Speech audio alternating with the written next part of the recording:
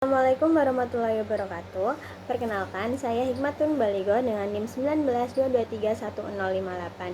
Di sini saya akan mereview artikel terkait 24 Hour Food Recall Method. Jadi sebelumnya, apa sih 24 Hour Food Recall Method itu? Jadi, metode 24 Hour Food Recall merupakan salah satu metode penilaian konsumsi pangan yang dapat digunakan untuk mendapatkan informasi terkait asupan makanan yang dikonsumsi oleh individu maupun kelompok. Jadi, prinsipnya adalah dengan mengingat kembali makanan yang telah dikonsumsi pada periode 24 jam terakhir atau pada hari sebelumnya. Dan ini dimulai dari bangun tidur hingga tidur kembali.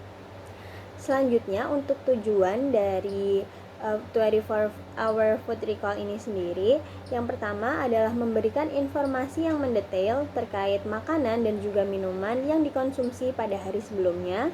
Yang kedua dapat digunakan untuk menganalisis hubungan antara diet dengan variabel lainnya. Dan yang ketiga adalah dapat digunakan untuk menggambarkan data asupan makan dari kelompok populasi yang besar. Selanjutnya, untuk prosedur wawancara dari 24 Hour Food Recall ini sendiri, yang pertama adalah membuat quick list, yaitu daftar ringkas makanan atau minuman apa saja yang telah dikonsumsi oleh responden pada sehari kemarin. Lalu yang kedua adalah mereview kembali kelengkapan quick list bersama responden, apakah terdapat makanan atau minuman yang lupa belum disebutkan. Dan yang ketiga adalah menanyakan kapan waktu mengonsumsi makanan dan juga minuman tersebut. Selanjutnya yang keempat adalah menanyakan detail bahan dari setiap makanan yang dikonsumsi, termasuk estimasi berat berdasarkan WRT, pengolahan makanan itu sendiri, dan juga merek produk pangan jika ada. Lalu yang terakhir adalah mereview kembali jawaban responden. Selanjutnya, untuk kelebihan dan juga kekurangan metode dari 24 Hour Food Recall ini sendiri, yang pertama, kelebihannya adalah mampu menilai usual intake pada populasi yang besar. Yang kedua, dapat menangkap berbagai informasi seperti pola makan, cara pengolahan, dan yang lainnya.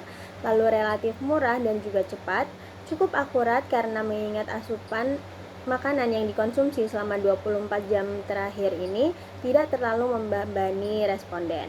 Dan untuk kekurangannya sendiri, yang pertama membutuhkan lebih dari 1 hari recall agar dapat merepresentasikan kebiasaan makan individu, lalu bergantung pada ingatan responden, dan juga membutuhkan enumerator yang terlatih, memiliki pengetahuan yang cukup terkait pola makan, resep makanan, dan juga cara pengolahan makanan. Selanjutnya adalah analisis dan juga penyajian data konsumsi. Yang pertama, mengumpulkan data dengan mewawancarai responden dan melakukan verifikasi data. Yang kedua, melakukan konversi satuan berat makanan dari URT ke dalam gram, lalu melakukan perhitungan kandungan gizi yang mengacu pada TKPI dan juga USDA, lalu melakukan analisis kecukupan gizi responden berdasarkan 77% AKG, dan juga menggunakan rata-rata hasil recall sebagai estimasi rata-rata asupan harian responden. Selanjutnya adalah perbandingan 24 Hour Food Recall dengan FFQ. Untuk 24 Hour Food Recall Method, yang pertama, periode konsumsi makanan 24 jam terakhir memiliki kelebihan yaitu lebih detail dan akurat untuk konsumsi harian.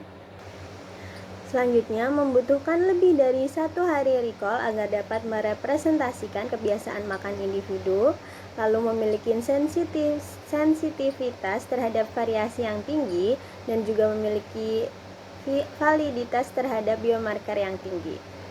Selanjutnya, untuk FFQ method sendiri, yang pertama, periode konsumsi makanan selama periode tertentu, biasanya bulan hingga tahun.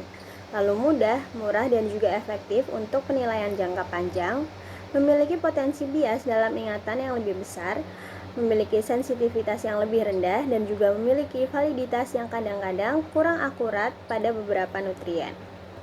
Untuk potensi bias yang dapat terjadi dari metode 24 Hour Food Recall ini sendiri, yang pertama adalah kecenderungan responden untuk tidak mengatakan keadaan yang sebenarnya, yaitu dengan melaporkan berlebihan makanan yang dianggap sehat dan juga melaporkan kurang terkait makanan yang dirasa kurang sehat.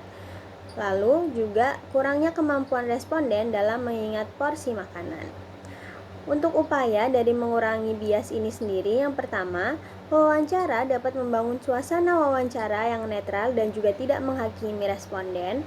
Yang kedua, menggunakan berbagai strategi untuk mengingat ukuran porsi, termasuk visualisasi, perkiraan, dan penggunaan alat bantu pengukuran.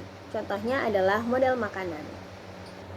Untuk kesimpulan dari 24-hour food recall method ini, metode 24-hour food recall adalah cara penilaian konsumsi pangan yang umum digunakan dalam survei gizi karena prosedurnya yang terstandar, relatif mudah, dan juga tidak membebani responden. Metode ini efektif untuk mengestimasi asupan energi dan juga zat gizi makro, namun memiliki keterbatasan pada zat gizi mikro akibat variasi harian yang tinggi sehingga diperlukan pengulangan pada hari yang berbeda.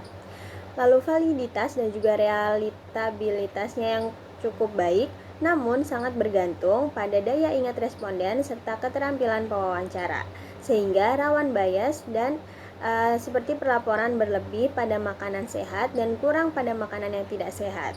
Bias dapat diminimalkan melalui probing question, alat bantu visual, penggunaan teknologi, dan juga sikap pewawancara yang netral.